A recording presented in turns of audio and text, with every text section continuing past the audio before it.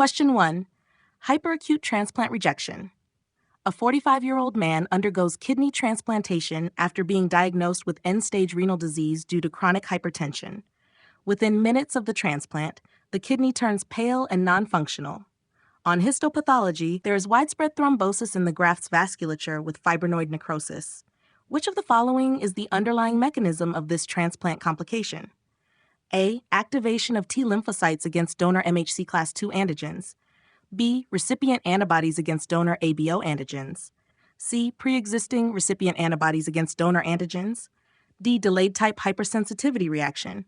E. T-cell mediated cytotoxicity against donor MHC class I antigens.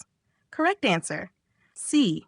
Pre-existing recipient antibodies against donor antigens. Explanation. Hyperacute rejection occurs immediately after transplant due to pre-existing recipient antibodies, typically against donor blood group antigens or HLA antigens, that activate complement and cause thrombosis and ischemic injury. This is a type 2 hypersensitivity reaction. Why not the others? A. T-cell activation causes acute rejection, not hyperacute. B. ABO incompatibility can contribute, but it's the antibodies to donor antigens that are central.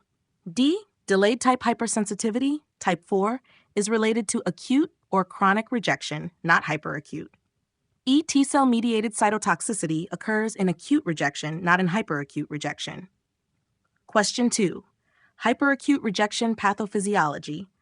A 34-year-old woman with systemic lupus erythematosus, SLE, undergoes a kidney transplant from a deceased donor. Within hours of the procedure, the transplant is non-functional and the kidney becomes discolored with evidence of widespread thrombosis of the graft vessels. Histological examination shows fibrinoid necrosis and the formation of thrombi in the glomerular capillaries. What is the most likely cause of this rejection? A. Activation of pre-existing antibodies against donor antigens. B. T-cell activation against donor antigen C. Chronic alloimmune response causing endothelial injury. D. IgG deposition in the glomeruli causing immune complex-mediated injury.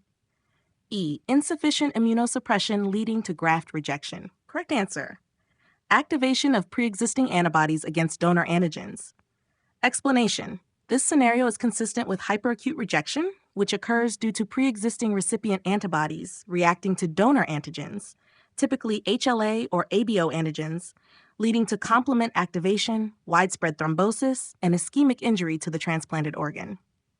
Why not the others? B. T-cell activation is involved in acute rejection, not hyperacute. C. Chronic alloimmune responses are related to chronic rejection, not hyperacute. D.